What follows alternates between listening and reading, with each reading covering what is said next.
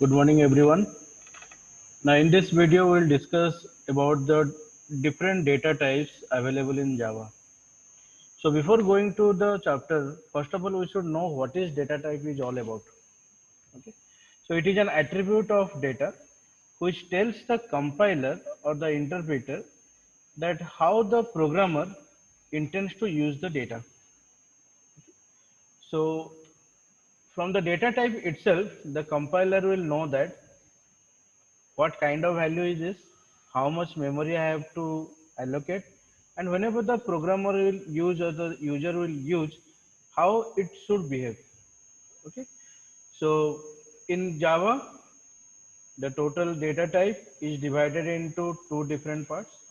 One is a primitive data type, second category is known as a non-primitive data type. Now here we can say the structural or the hierarchical representation of data type. So under non-primitive data types, string, array, class, object, different types of data types are there. What we are not discussing here, but this particular video will focus in details on primitive data type. Okay, so primitive data type is basically divided into four different types: numeric, floating type values, character values, and boolean values. On the category of different kinds of values, the data types are divided. Similarly, under numeric data type, again, byte, short, integer, and long, four different categories of data types are there on the basis of representation of different kinds of values. Similarly, to represent floating point number or fractional numbers, two different data types are used, float and double. So we'll see the details with example regarding the details of data type. Now coming to the first one, this is byte. Okay. So byte is a data type in Java whose size is 1 byte. Okay. And you can see the range is from -128 to 127. Now let me tell you what is the meaning of this range and how the range is being calculated. Now whenever you are talking about 1 byte, so 1 byte means this is 8 bits.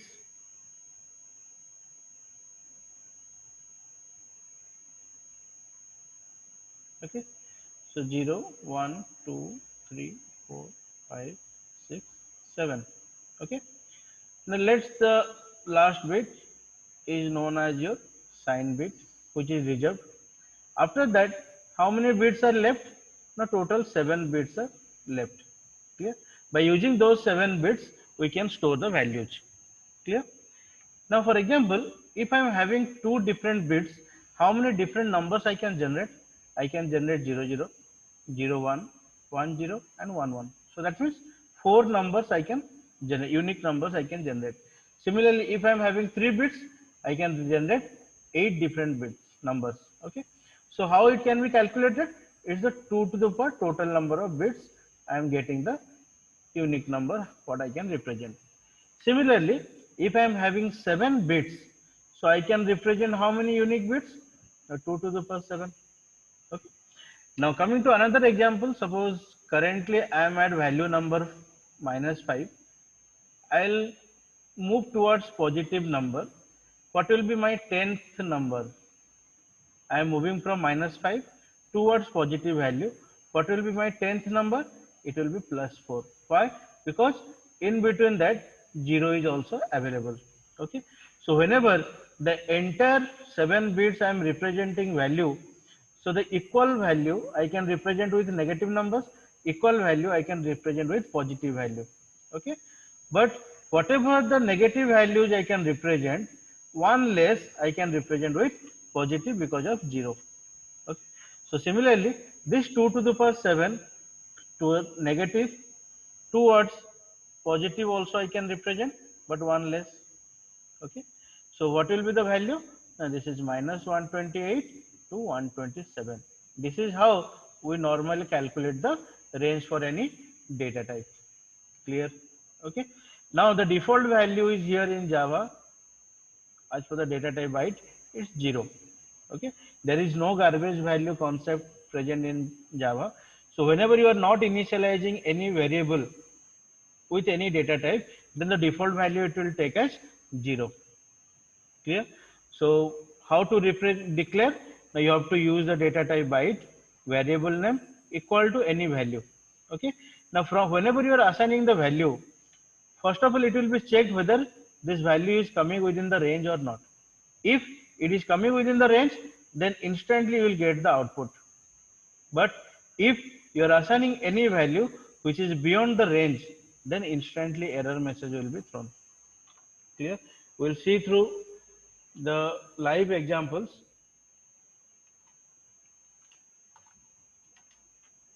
Suppose I am writing any program.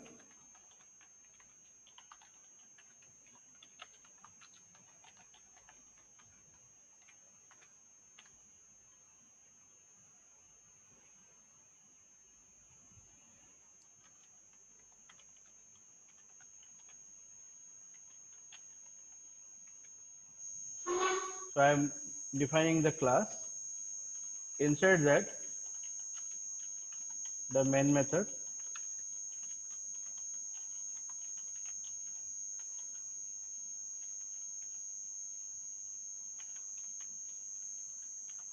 So byte number equal to 100. So 100 is coming within the range of byte.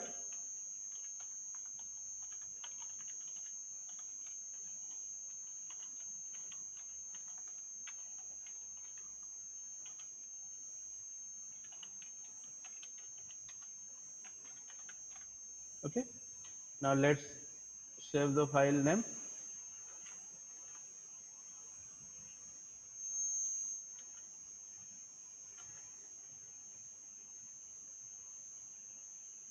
Go to the command prompt and now compile.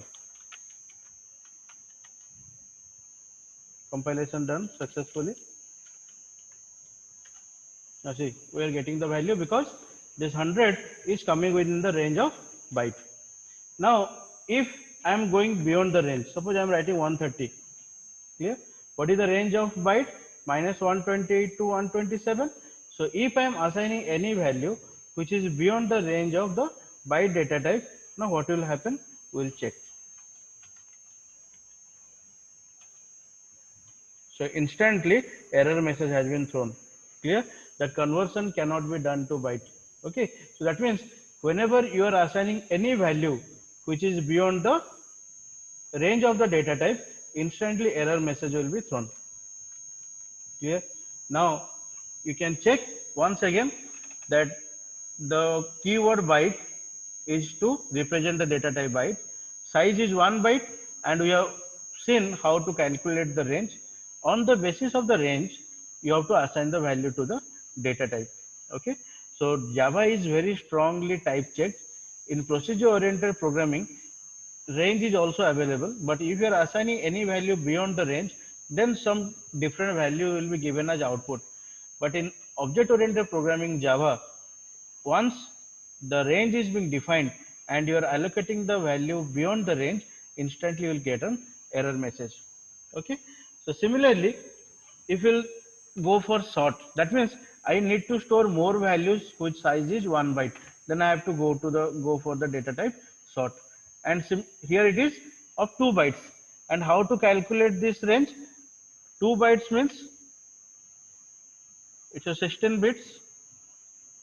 We have told that 1 bit is reserved for the sign bit. Clear? Rest how many bits are there for data? Now 15 bits. So the range will be minus 2 to the power 15 to 2 to the power 15 minus 1. So what is 2 to the power 15? This is your minus 32768, to positive side 1 less 32767. Clear? So by using sort data type, I can assign the values between this particular range. Okay. And here also the default value is 0 because it is belonging to numeric data type. Clear?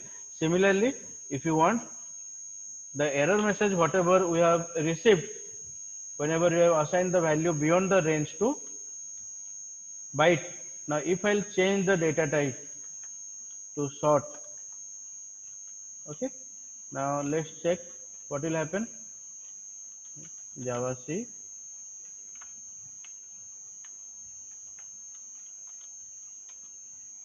Now see, no error message is coming. Before it was error message because I am going beyond the range, but 130 is coming within the range of sort, and I am getting the output. Clear? But if I'll check positive side 32770, clear? Suppose I am assigning. What is the range in positive side? 32767. I am going beyond the range. Clear? Now what will happen? Let's check. Instantly error message will come. Okay, so Java is very strongly type checked. Clear? You cannot assign any value beyond the range. Okay, now coming to integer. Okay, now integer, the size of integer is 4 bytes, which will be of 32 bits. Clear? And then 1 bit I'll use for sign bit. The rest, the range will be minus 2 to the power 31 to 2 to the power 31 minus 1, which is the one more longest value. Clear? But while assigning the value, you have to use the data type int as the keyword, then variable equal to any value. Okay, and this particular value you have seen, we got the error message in sort data type, but whenever I'll assign to integer, I'll not get any error. Okay, but what is the difference between all these kinds of different kinds of data types? Okay, let me tell you one example. Usually you are in a habit of writing integer number equal to 65. Clear? Now can we say that what is the total amount of memory we are allocating? As for integer, we are allocating 4 bytes. Clear? But to represent 65, what is the maximum number of bits actually required? 1 bit reserved for sign bit, and rest whatever the bits are required for 65, it can be accommodated within 1 byte of memory. Clear? But unnecessary, we are wasting 3 bytes of memory by declaring this as integer. Okay, so that's why different categories of data types are there as per the requirement. If any user wants to optimize the memory consumption, then different kinds of data types can be used. Okay, now coming to the long data type. To represent any long data type, small l or capital L needs to be written. Okay, where the keyword is long, size is 8 bytes.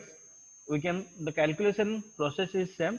1 bit is for sign bit, rest 8 bytes means 64 bits. So range, how the calculation will be done? 2 to the power 63 negative side to positive side 2 to the power 63 minus 1, and this large value will be displayed. Clear? Now coming to, if I am not writing L, what will happen? Okay, now you can check 165 is coming under which data type originally. Minus 127 to 128 to 127 is for byte data type, but this is not coming under byte, so it will come under sort. So 165 originally requires sort data type. Okay, so that means 2 bytes of memory are sufficient.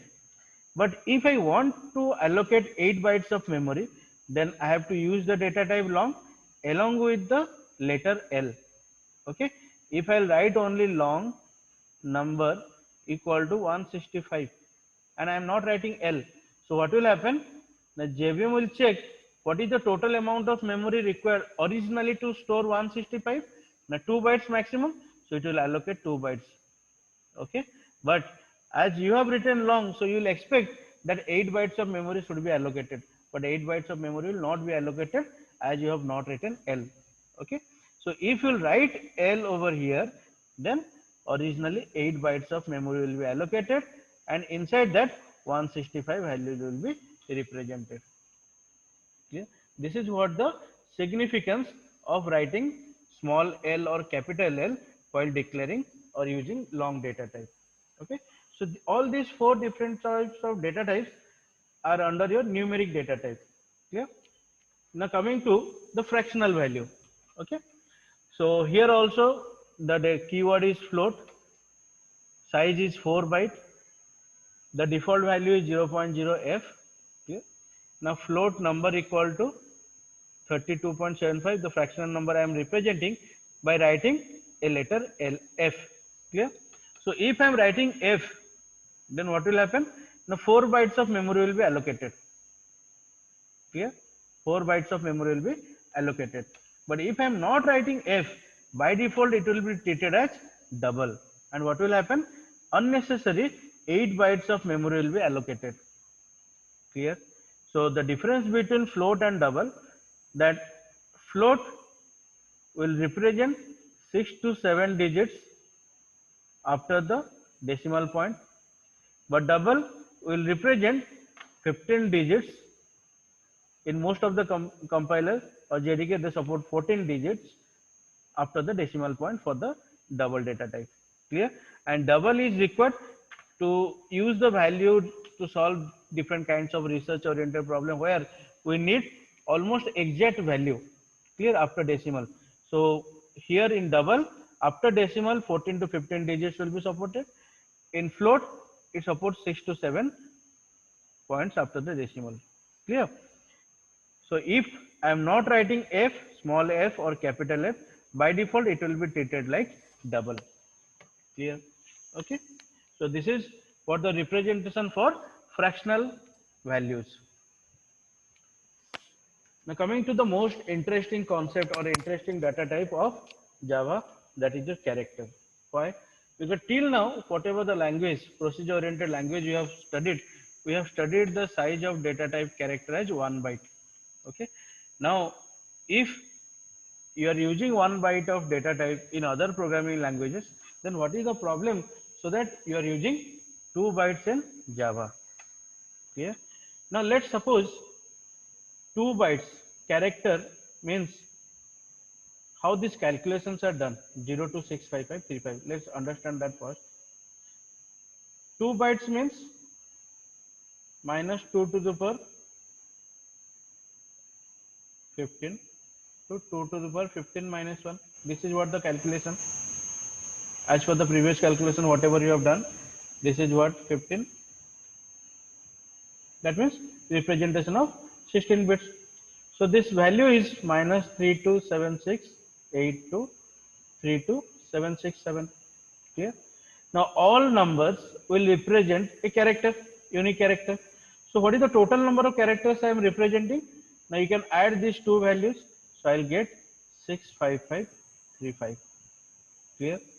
So 0 to 65535 number of characters means in total what is the character? 65536 number of characters can be supported in Java. Clear? Now we'll just see the description. So what actually you are observing, the minimum and maximum values in the table, we can see that total 0 to 65535 characters can be supported. Okay. So all the characters on the keyboard are translated into integer values. Clear? For character. And what is the value is known as? It's known as your ASCII value. Clear? So what is ASCII value is all about? It's an American Standard Code for information. Clear? Informatic interchange. So this is a standard maintained by every keyboard manufacturer. Okay. So the processor, what actually it does, it recognizes the character uniquely from its ASCII value. Whatever character we will write down or number we will write down, like 65, the unique character is A. So 65 is reserved for A. Okay. 66 is reserved for B. Okay. So it is understand that the range mentioned in the table is nothing but the ASCII value range. Clear? So the ASCII value range from 0 to 65535. What actually does? It uniquely represents a total of 65536 characters. Clear? The same calculations we have done here. Now, so total how many distinct characters can be represented? 65536. Okay. So that is in Java, but we never use this many characters since our keyboard contains English alphabets only. Okay. Some other characters whose total doesn't exceed 256. So whatever the keyboard you are using, normally including all the letters, all the symbols, it is not excluding 256 characters. That's why in C, C++, everywhere, the size of character we have set as 1 byte. Clear? Because we don't need more than 256 characters. So in C, C++ or procedure-oriented programming language, we can write the program by only using English language. Clear? So that means 1 byte is sufficient to represent all the available characters of the keyboard. Now the question comes, why 2 bytes are used to represent the character data type in Java? Clear? Understand it properly, very important. The Java software people wanted to provide a facility to include characters not only from English, but from all other languages, from all other human languages to be used in Java programs. Clear? So this will enable the programmers to write and execute a Java program in any language. So we can write Java program in any language of the universe. Clear? So from that only the concept of Unicode has come. Clear? So the system is also called as Unicode system, and which uses 2 bytes so that any character from any language can be encoded successfully. Clear? Okay. So if anyone will ask you what is Unicode system, the Unicode system is nothing but it's an encoding standard that provides a unique number for every character, no matter what is the platform, what is the program, or what is the language. Clear? So for that only Unicode uses 2 bytes to represent a single character. Clear? So this is a very important concept in Java, that why the size of character is 2 byte, because Java supports Unicode system. Okay, Unicode system uses 2 bytes to represent a single character. Clear? Now coming to the last one, that is my Boolean data type. So Boolean data type means it will represent either true or false. Clear? So true or false will be represented by 1 bit. Then for that you have to use the keyword Boolean, and the default value is false always. Clear? So while declaring or while writing the program, you have to use the keyword Boolean to declare the data type. So let's see the example. It's a new concept for us. So Boolean number equal to true. Clear? And then I am printing the value number. Okay. So Java C, I am compiling, then executing. See, I am getting the value true. Clear? If I'll modify the value to false,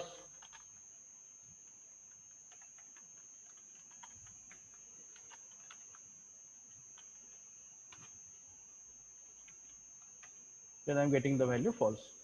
Clear?